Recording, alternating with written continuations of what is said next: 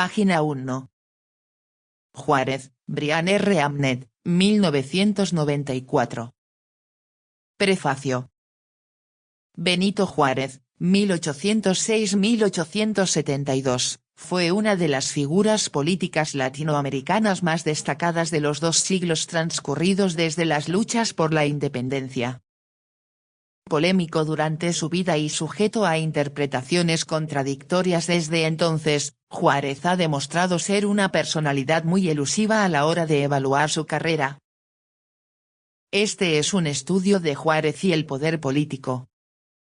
No es una biografía, de las cuales ya existen varias. Nos centraremos en el contexto, tanto nacional como provincial, del que emergió. Examinaremos cómo se convirtió en el centro de un círculo provincial de profesionales vinculados al Partido Liberal en el sur indígena de México. A partir de ahí, exploraremos su camino hacia el poder a nivel nacional en un momento de gran peligro para su país, asediado por divisiones irreconciliables y presiones externas.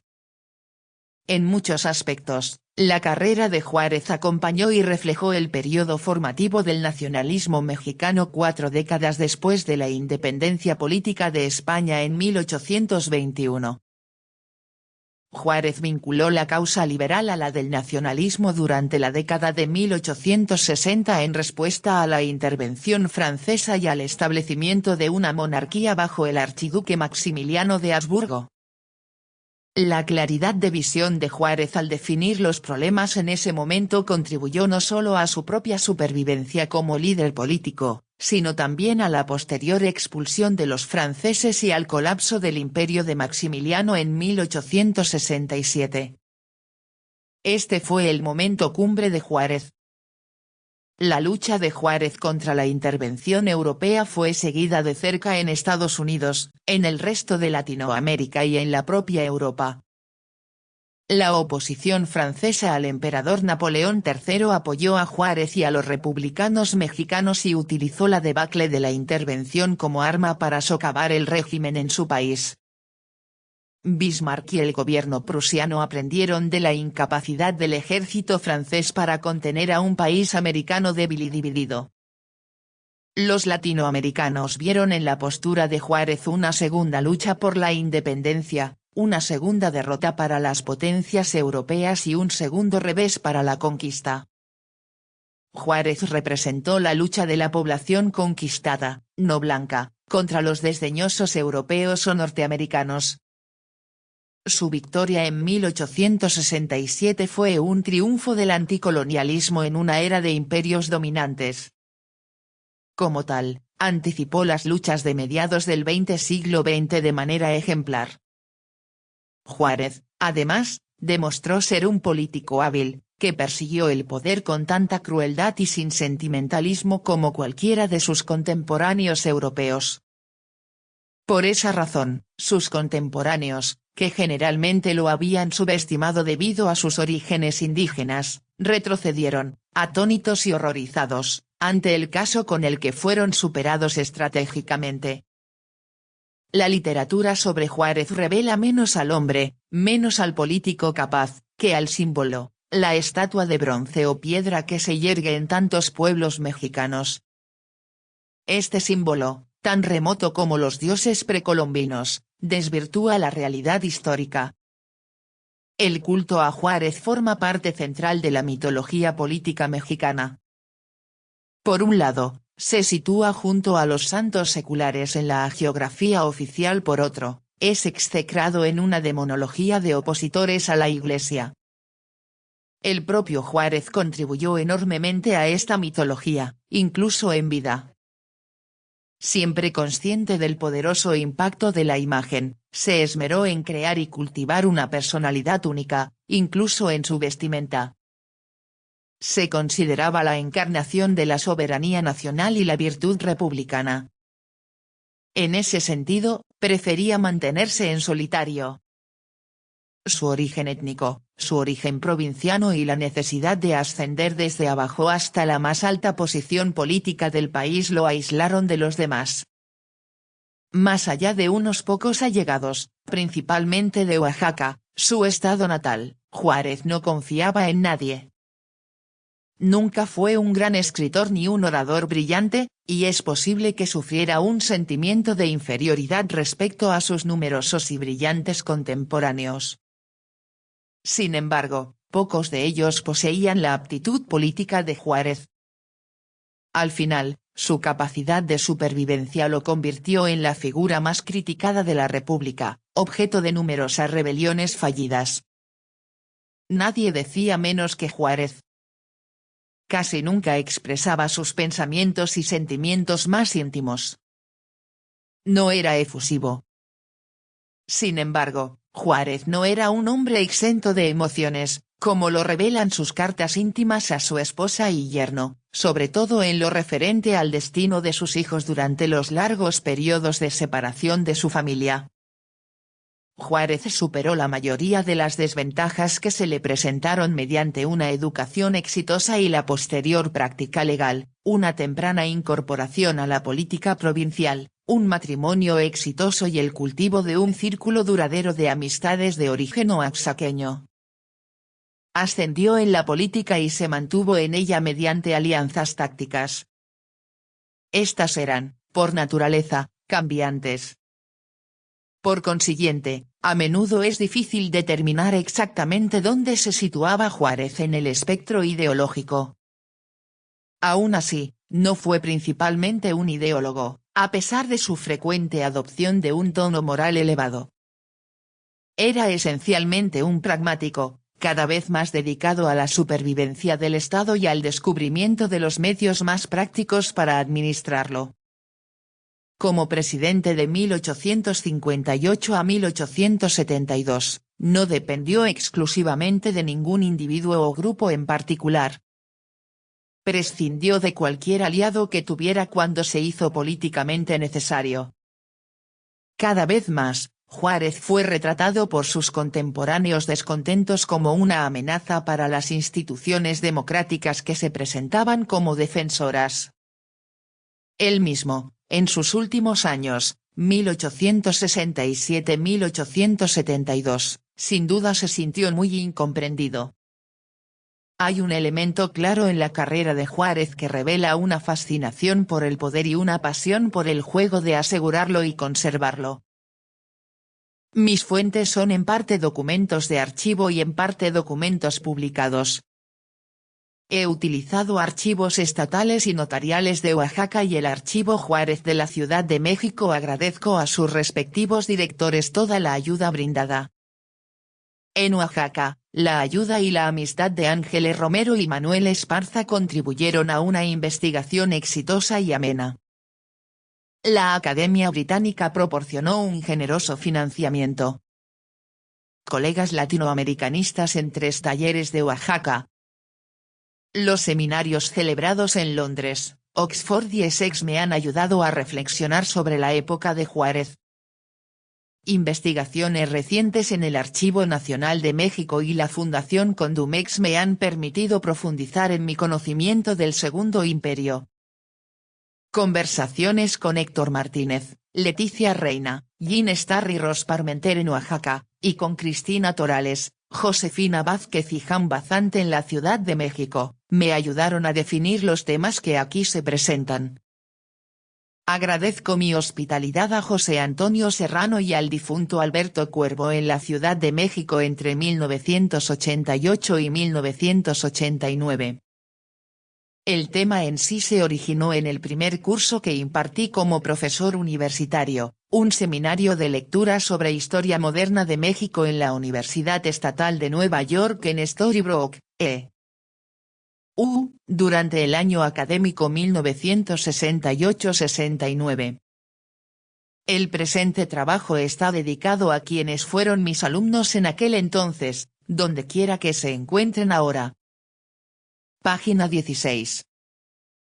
Benito Juárez, 1806-1872, indio zapoteca y uno de los padres fundadores del México moderno, estuvo al frente de una nación que acababa de independizarse, de agresiva de población mayoritariamente indígena y mestiza, en una época de supremacía europea.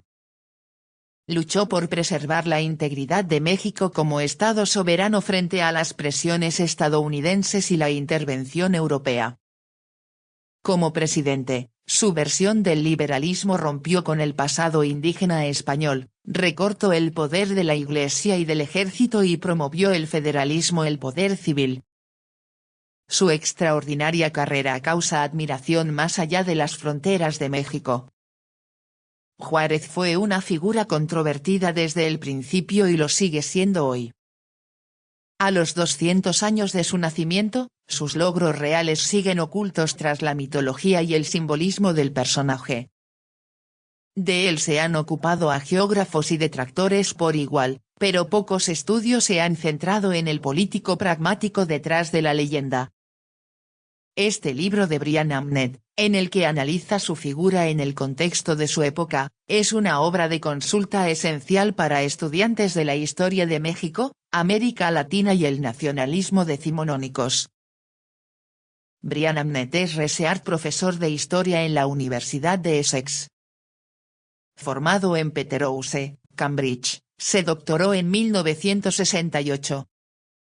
Dio clases en la Universidad de Essex entre 1990 y 1998, donde dirigió el Centro Latinoamericano en ese mismo periodo. Entre sus publicaciones destacan, Politics and Trading Southern México, 1750-1821, 1971, y Roads of Insurgency, Mexican Regions, 1750-1824, 1986, Revolución y Contrarrevolución en México y el Perú. Liberalismo, Realeza y Separatismo, 1800-1824, 1978, y la Política Española en Época Revolucionaria, 1790-1820, 1985, también es autor de A Concise History of México, 1999, publicado en español como Historia de México, 2001. Reseña del libro. Brian Amnett es ampliamente conocido en la historiografía latinoamericana. Sus estudios sobre la modernización y crisis del Imperio Español han ido venciendo la tradición de considerar la independencia como un hito fundamental en el acontecer mexicano, para considerar el periodo de 1750 a 1850 como de transición, con sus cambios y sus continuidades. Este nuevo enfoque, resultado de la investigación de muchos historiadores, nos permite comprender mejor el movimiento independentista y los problemas de la fundación del Estado. Familiarizado con la historia regional, en especial la de Oaxaca, Amnett cuenta con la gran ventaja de conocer el contexto en que se desarrolló la vida y la carrera política de Juárez en sus primeras casi 4 décadas. Pero Amnett también es conocedor del acontecer nacional, por lo que comprende el dilema del México de medio siglo, que había visto frustrados todos los esfuerzos por establecer un gobierno constitucional. Así, subraya el significado especial de Juárez y con su liberalismo nacionalista que corona los intentos fracasados de Hidalgo, Morelos y Guerrero de construir un Estado soberano bajo los principios republicanos. La intención de Amnett no es hacer una biografía sino un estudio de Juárez y el ejercicio del poder, es decir, analizando las circunstancias regionales y nacionales que fueron la base de su surgimiento como figura central de la Reforma. De ahí la gran significación de esta obra, pues como los estudios anteriores sobre Juárez pasan por alto su verdadera personalidad de hábil político, para concentrarse en el símbolo, The Statue of Bronze or Stone that Stands in So Many Mexican Towns. En la contradictoria historiografía que Juárez ha generado, aparece como santo o demonio, imágenes que el mismo Dan Benito contribuyó en parte a elaborar, consciente of the powerful impact of image, concibiéndose a sí mismos como la encarnación de la soberanía nacional y de la virtud republicana. El autor nos prueba cómo hasta sus panegiristas han fracasado en el intento de descubrir al hombre detrás de esa fachada impasible y la realidad que permitió su surgimiento. Amnet ha mostrado cómo el regionalismo adquirió visibilidad con las reformas borbónicas y produjo la desagregación del gobierno central, constituyéndose en obstáculo para el establecimiento de un gobierno nacional viable. Pero el regionalismo no debe exagerarse y no es sinónimo de separatismo, pues en ningún momento México se aceptó exista a political entity. El autor parece aceptar la excepción de los casos de Texas y Yucatán en 1835-1836, punto en el que yo diferiría. El caso de Yucatán parece especial, por la relación laxa que la provincia tuvo con el centro, lo que constituía una situación de excepción dentro de la Confederación. En cuanto a Texas, que durante todo el periodo en que fue parte del territorio mexicano contó con una situación de privilegio, el centralismo solo fue el pretexto que sirvió para esconder móviles menos dignos, esclavismo, especulación de tierras y descontento ante el primer intento de cobro de impuestos al cumplirse no solo los 7 años de libre importación, sino los de gracia concedidos en 1833. Amnet realiza un bosquejo del siglo XIX mexicano que está lleno de atinadas sugerencias.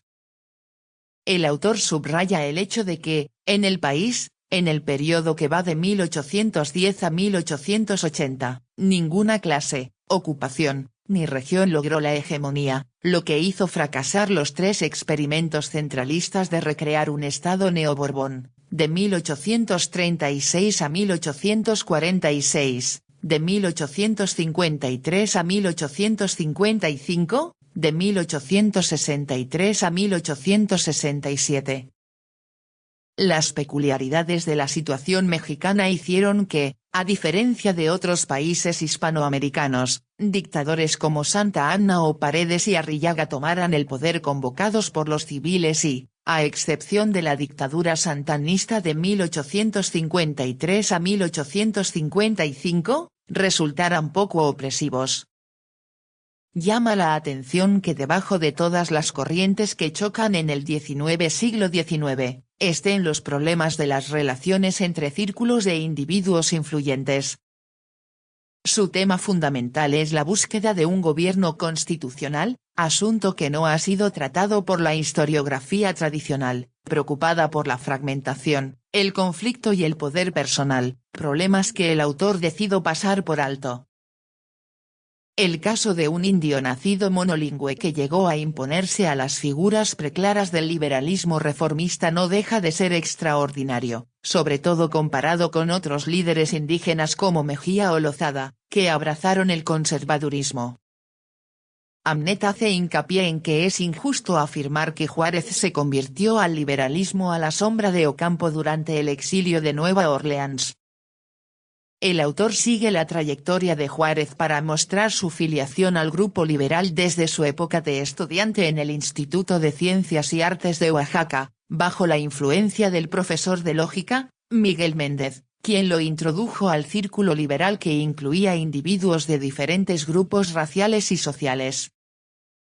Su educación y el ejercicio del litigio como abogado, ampliaron sus relaciones y, en 1832, se iniciaba en la política con un puesto en el ayuntamiento. Un año más tarde era secretario del instituto, al siguiente, magistrado sustituto en la Corte de Justicia de Oaxaca y casi de inmediato, titular. El destierro breve en Tehuacán lo obligó a volver al litigio, pero de vuelta en Oaxaca, aunque el establecimiento del centralismo había excluido del poder como grupo a los federalistas, no interrumpió su carrera. En 1838 era secretario del Tribunal Superior de Justicia, primer paso en su carrera como magistrado y juez, desde donde saltó a la Asamblea Departamental y, restaurado el federalismo, a la gubernatura de su estado de 1847 a 1852.